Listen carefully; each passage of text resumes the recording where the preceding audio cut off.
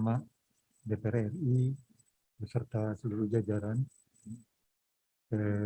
para pejabat di lingkungan Inspektorat Utama DPR RI dan juga di lingkungan Sekretariat Jenderal DPR RI, Bapak Ibu sekalian peserta seminar nasional ini yang kami hormati dan kami banggakan, dan tidak lupa teman saya ini Pak Deputi LKPP yang sudah seringkali kalau kata ini katanya satu frame gitu ya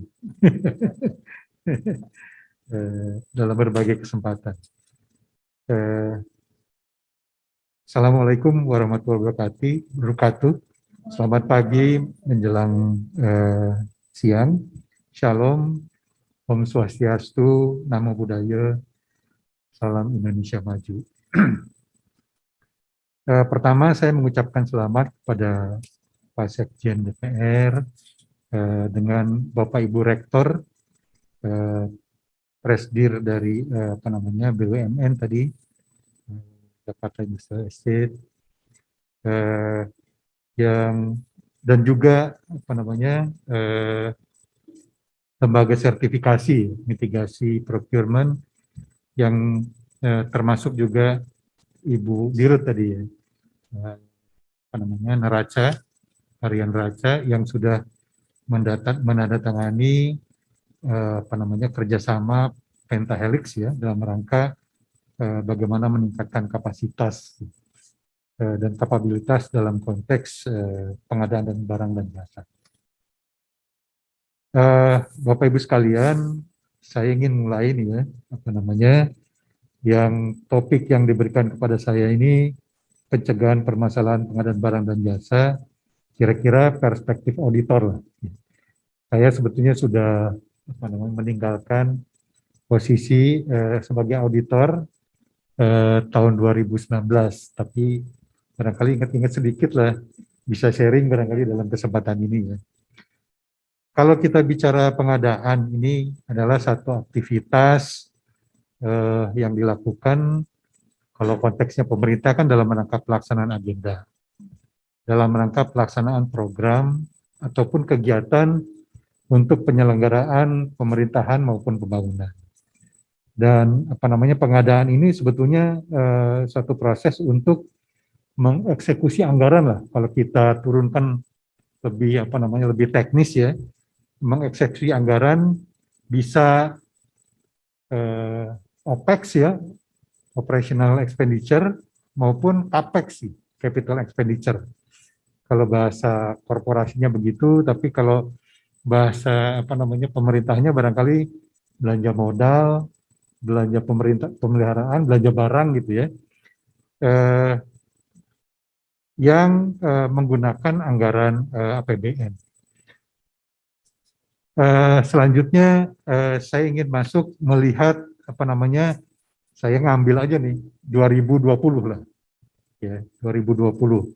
Barangkali kita lihat postur APBN-nya ya. Kita lihat itu anggaran pemerintah pusat 1.683,5 triliun. Ya. Itu Bapak Ibu sekalian ini belanja pemerintah pusat, dan kalau kita lihat time series-nya ini meningkat terus ya, meningkat terus. Dan tahun 2021 ini belanja pemerintah pusat, ini nggak ada di sini nih, itu 1.951,3 triliun. Dan barangkali anggaran pengadaan dalam bentuk belanja barang ataupun belanja modal itu ya barangkali cukup signifikan lah ya. Dan Bapak Ibu sekalian, kalau kita lihat ya dari postur 2020 ini seperti apa sebetulnya realisasinya? Kita lihat tahun 2020 realisasinya itu adalah, ini agak kecil angkanya, 1000, saya nggak bisa lihat juga nih.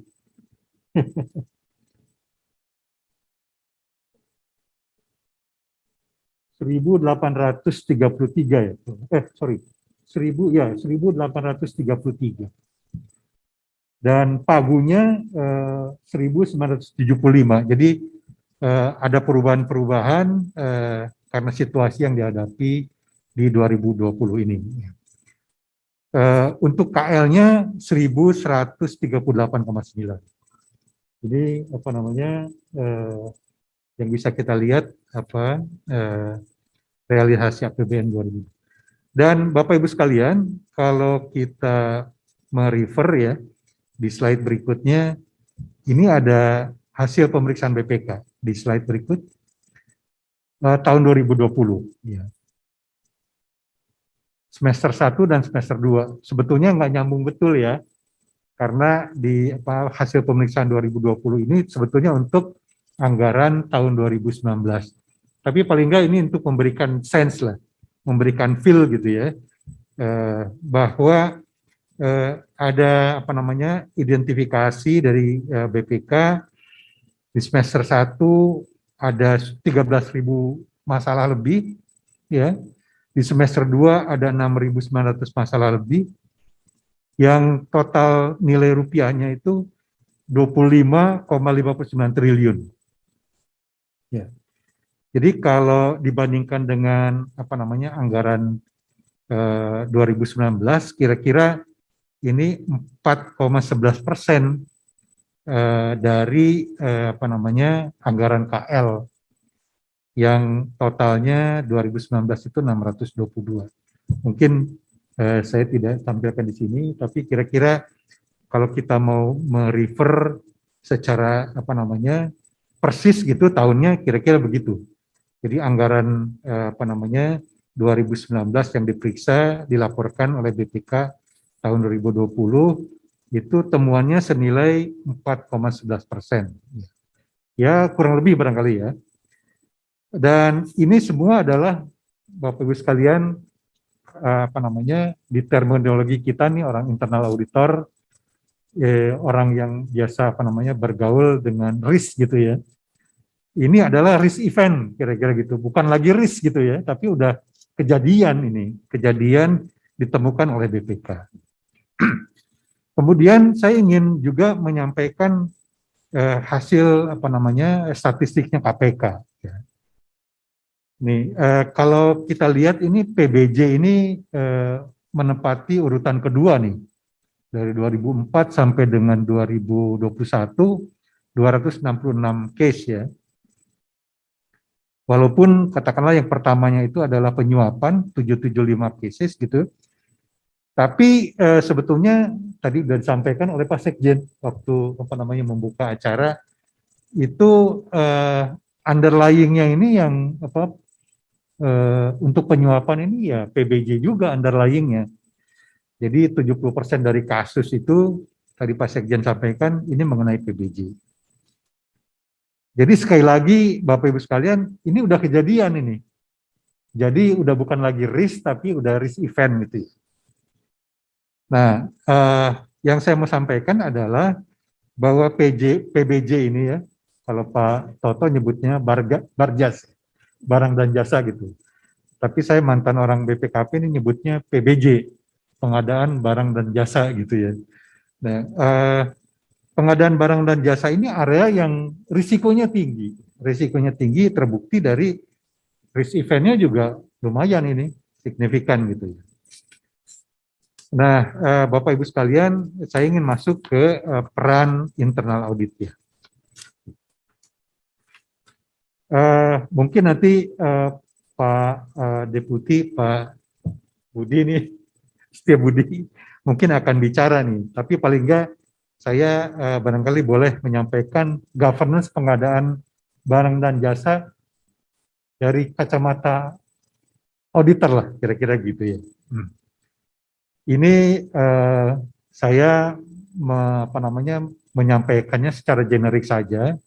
Jadi kalau kita bicara governance dari pengadaan barang dan jasa itu ada regulasi ya, ada struktur, ada sistem dan prosedur gitu, ada manusianya, kemudian ada proses monitoring dan pendisiplinan. Kira-kira secara generik komponennya begitu kalau saya boleh sampaikan ya.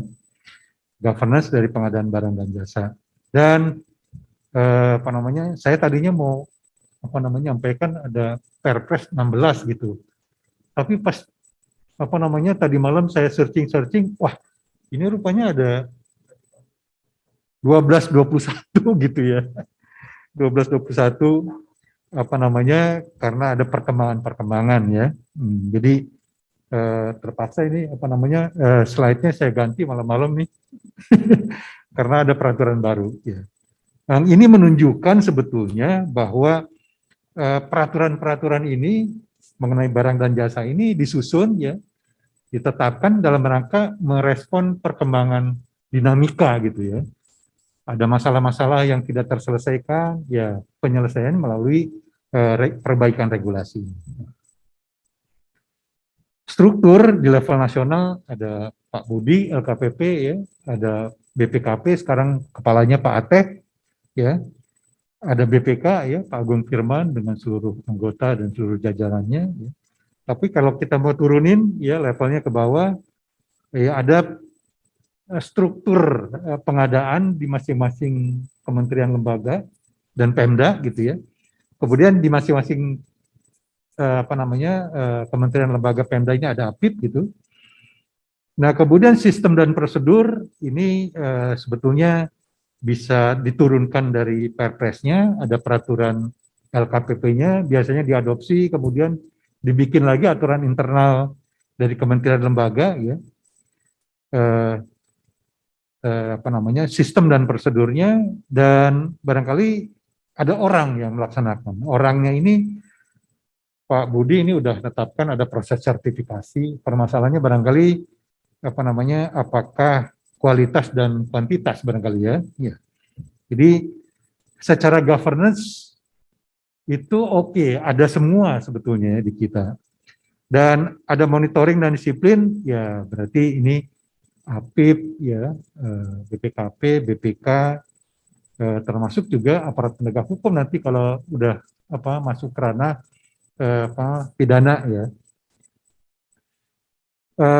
Governance unsur-unsur ini udah ada di kita nih. Ya. Kalau kita lihat bagaimana sih performance dari governance dari waktu ke waktu, bisa kita katakan bahwa saya dulu udah mulai jadi auditornya tahun 80-an ya. Masih istilahnya Kepres 14 ya, Pak ya. Kepres 14 tuh zaman Orde Baru lah kira-kira gitu. Berubah sampai dengan tahun 2001 ini Perpres 12 ya. Jadi ini dinamika pengaturan pengadaan barang dan jasa untuk merespon kebutuhan zamannya ya. Jadi saya pikir ini makin lama kan harusnya makin bagus gitu. Tantangannya apa nih?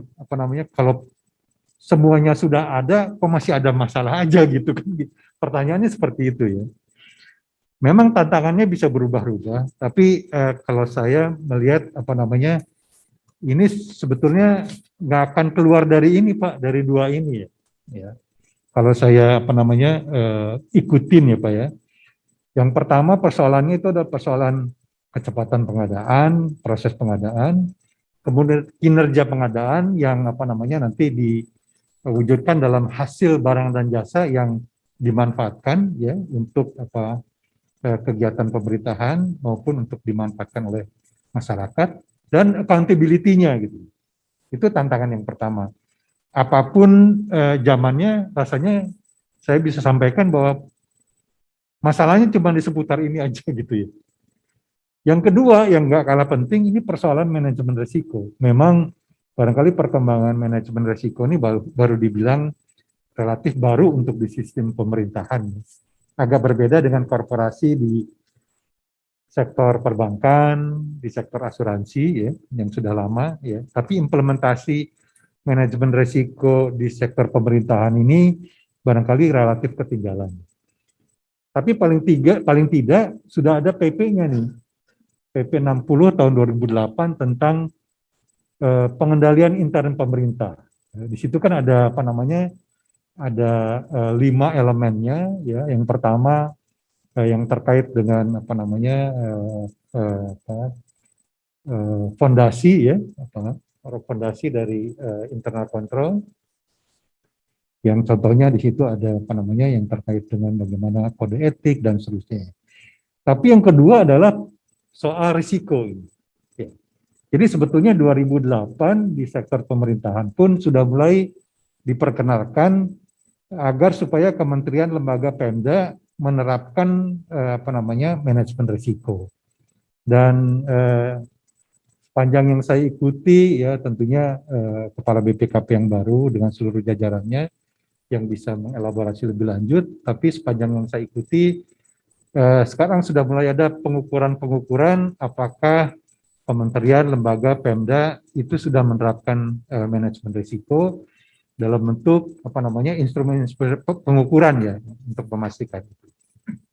Nah, kira-kira tantangannya di seputar ini yang mungkin bisa saya sampaikan ya.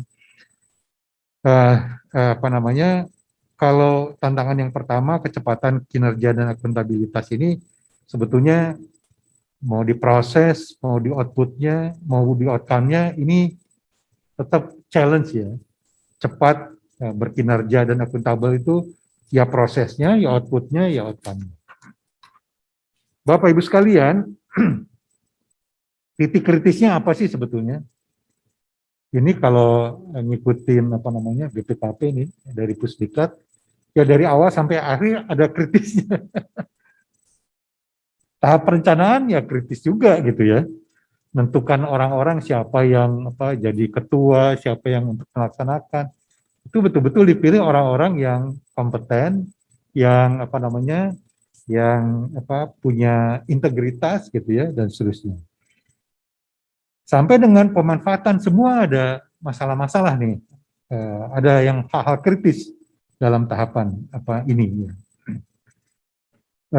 Saya tidak akan satu persatu, tapi intinya begini, apa yang sudah dituangkan dalam Perpres, dalam peraturan LKPP, intinya kan yang menjalankan orang. Jadi kalau ada yang kritis ini kembali kepada orangnya sebetulnya. Orangnya ini gimana gitu ya. Itu aja barangkali catatan mengenai titik kritis ini. Kemudian berikutnya, ini saya menyampaikan ada yang sangat tipikal lah, tipikal persoalan PBJ di dalam slide berikutnya. Ini kira-kira apa namanya, kalau saya rangkum, ini masalahnya di sini. Yang udah pasti apa namanya, seringkali apa namanya kita jumpai di tempat Bapak, Ibu sekalian, di apa namanya, kalau ada temuan dirangkum, ya kira-kira gini lah, ya apa namanya 1 sampai dengan 7 ini ya. Mau di pusat, di daerah maupun di korporasi negara ya. Kira-kira seperti ini gitu ya. Apa namanya kalau dikerucutkan ya. Karena saya udah bukan kepala lagi, barangkali ini rada terus terang ininya nih. Penuangannya gitu.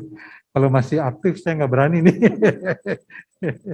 Terlalu frugal katanya begitu. Tapi ya, paling nggak ini buat apa namanya menginikan kita ya bahwa tampaknya isu-isu ini masih apa namanya masih ada gitu. Bapak Ibu sekalian, saya ingin masuk bagaimana sih sebetulnya internal audit sekarang.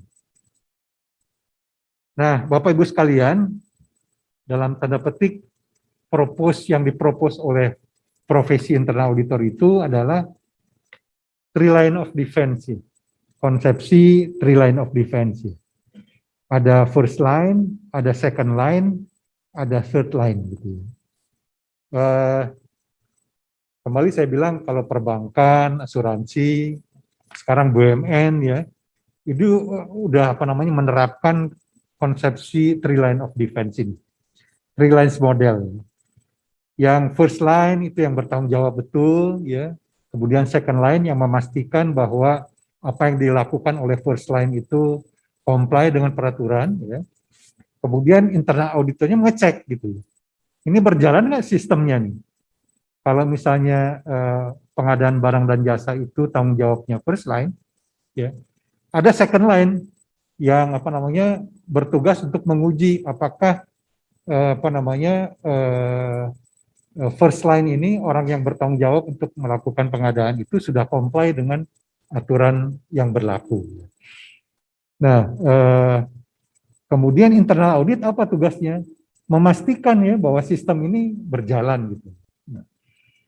Nah, memang Bapak Ibu sekalian ya, ini diakui oleh IIA. IIA itu kan mungkin Bapak Ibu sekalian sudah sangat paham, Institute of Internal Auditor ya, profesi organisasi profesi internal auditor dunia yang memberikan posisi kira-kira ya.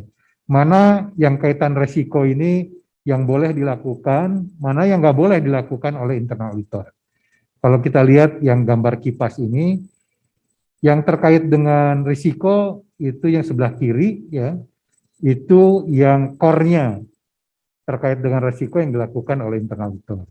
Yang di tengah apa? Ini yang boleh lah ya dilakukan, masih legitimate. Tapi kalau yang sebelah kanan jangan katanya internal auditor. Ya. Nah, apa namanya? Mungkin Pak. Saat ini apa namanya di sektor pemerintahan antara second line sama third line ini masih nyampur ya. Kemudian dari sisi apa yang dilakukan oleh internal auditor juga kadang-kadang juga masuk ke area yang sebelah kanan ini yang seharusnya tidak dilakukan oleh internal auditor. Berikutnya, nah saya dalam kesempatan ini ngusul aja nih Bapak Ibu sekalian. Jadi karena dari awal kelihatannya ada aturan, ada struktur dan seterusnya. Persoalannya kan di orangnya nih. Ya. Nah, orangnya itu kalau usul saya pakai fakta integritas, tapi fakta integritasnya itu jangan yang cuman apa namanya tanda tangan doang gitu ya. Tanda tangan disodorin tanda tangan, tapi betul-betul tahu maknanya dari apa namanya integriti yang harus dijunjung tinggi oleh para pelaku pengadaan, termasuk para auditornya juga sebetulnya. Itu yang pertama. Yang kedua, ini apa namanya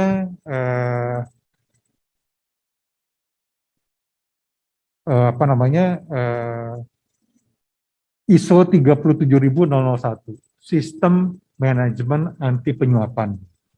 Terapkanlah ini, ya.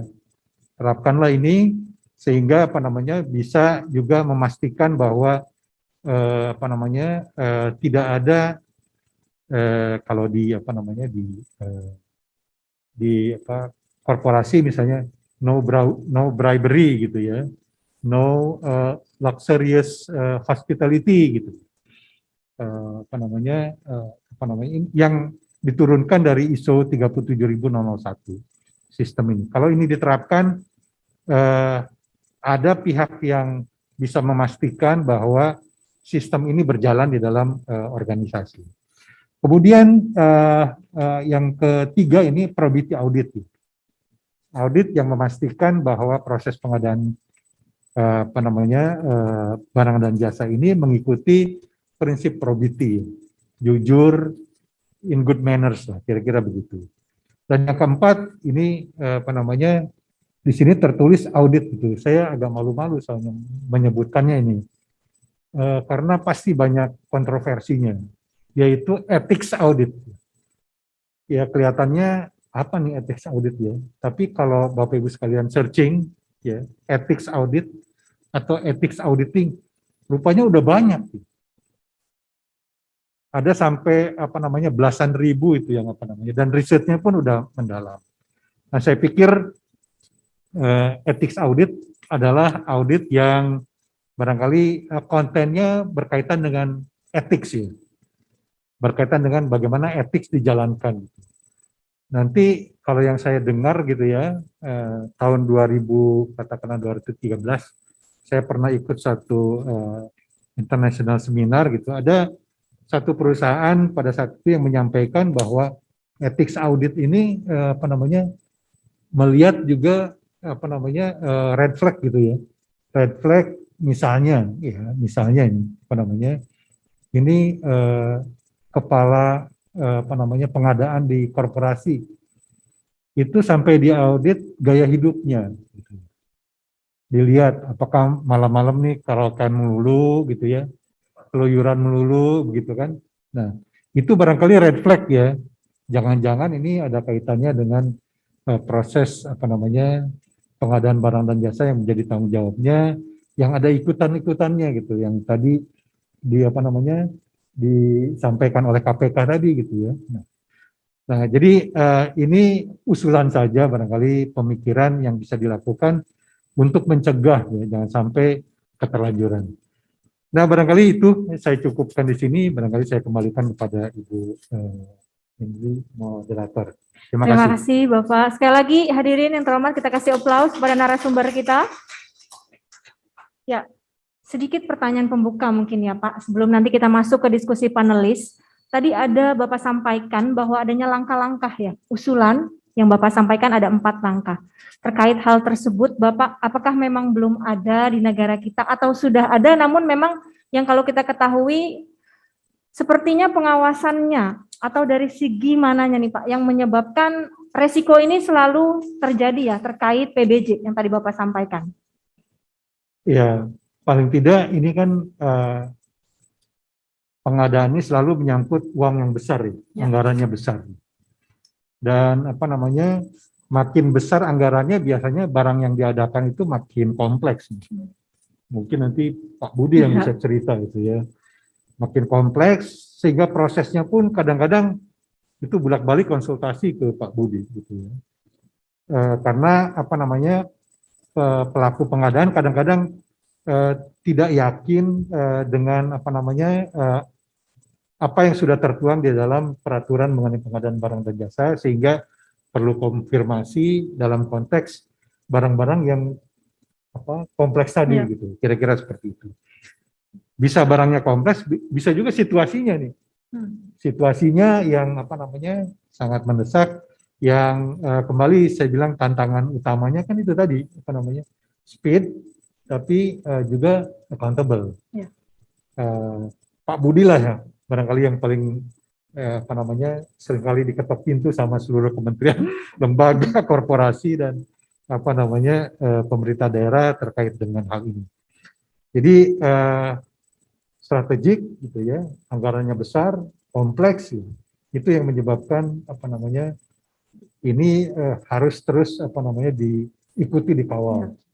Jadi jangan di ujungnya, secara dalam proses pun diikuti terus. Nah, itu barangkali peran yang bisa dimainkan untuk para pengawas. Ya. Baik, terima kasih Bapak atas jawabannya.